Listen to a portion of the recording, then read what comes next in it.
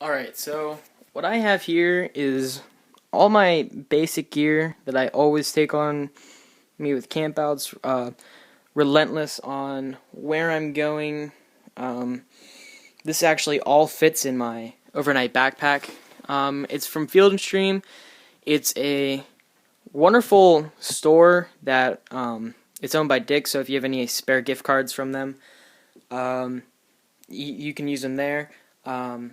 But we just got one over here, and it's unbelievable. It's huge. It's so cool. And it just has a whole bunch of camping, hunting, and other kinds of stuff. But it has a small compartment, two sides, a bottom strap where you can put on some kind of raincoat, a main compartment, and this little pocket here. It's made of some kind of fabric that, from what I'm told, it won't scratch your like iPhone or some kind of phone screen. But I know with most troops, you're not allowed bringing any kind of technology, with the exception of some kind of cameras most of the time. But what I have here is my Coleman 4-person tent. It actually has a screened-in porch, and it's very, very comfortable and roomy. But what I have here, I haven't been tent camping as much, unless if I'm camping with my brother. I have my E&O hammock. This is it's about $60, but what I found out is that what some troops are starting to do is start camping in hammocks, and it is the most comfortable way of camping that I've ever experienced. And they also sell like $25 straps, which are super adjustable. But what I did, I just got this 50 feet of pair of, I think it's like 2-inch thick paracord. I cut it into two 20-foot ropes. I folded it in half and just started doing these simple knots around it. So you loop it around the tree, and then you thread it through itself, and then the carabiner on each side just clips through these little holes. Yeah, but it's more times than others. It's cheaper than tents. But if you know it's gonna rain, you could just get a tarp and some rope and just throw it over, stake it down, and you got a shelter.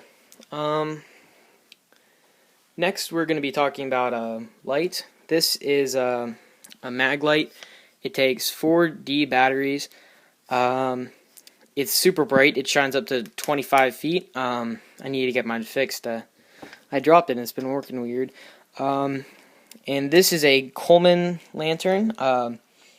It is very reliable.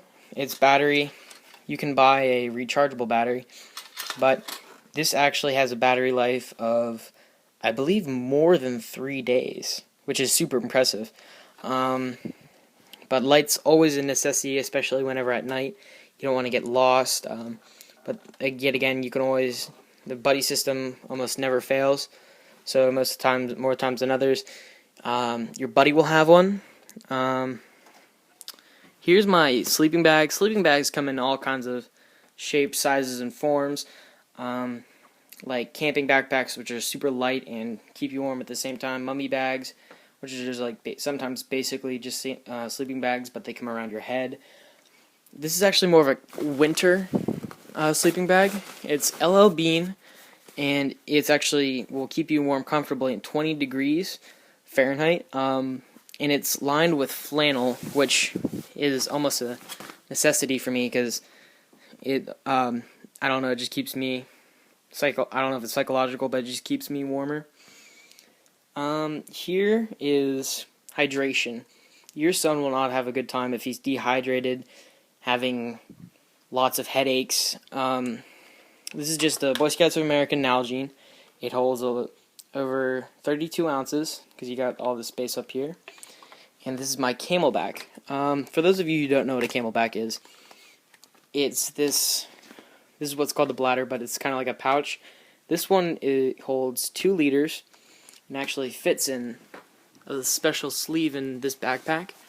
It says Waterport, and it fits very nicely. And then after that, you get this tube,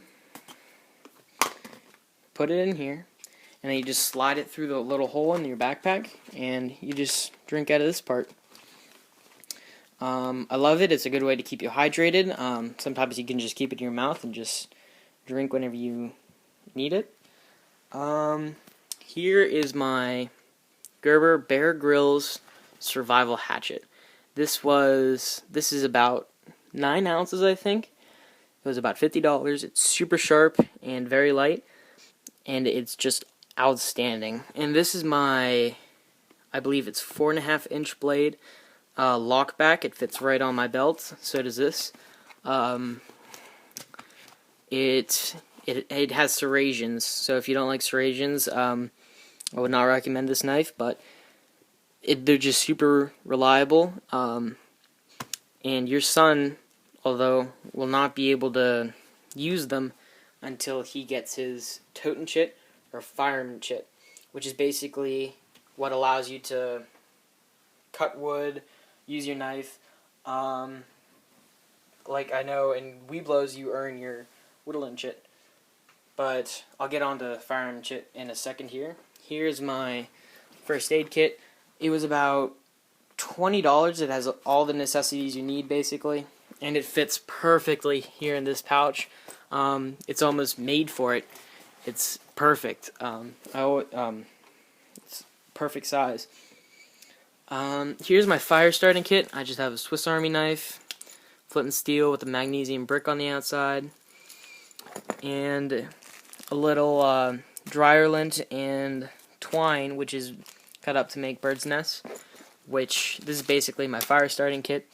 Like I said before, your son will not be able to build a fire until he goes through his firemanship. These are just garbage bags. I keep them in case if I am tent camping with my brother. I just throw all the wet stuff in there so I don't have to pack away a wet tent. It's just so much quicker, and will keep your tent smelling better than than it might be.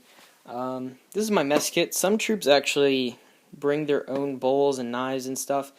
My troop has them, but they're trying to get people to bring their own because it just fills up so much of our trailer. This is 2 stainless steel bowls with a detachable handle. On the inside it has a bowl, a cup, a small German kind of stove, and my fork, knife, and spoon. Now, another alternative is just a basic Frisbee. You line it with foil or any other kind of paper. You eat off that, and you just take it off. Maybe wipe it down a little, throw it out. Not the Frisbee, the paper. And then you got a clean plate. You don't have to do any dishes. Make it easier on the kitchen duty, or if your troop makes you do it yourself.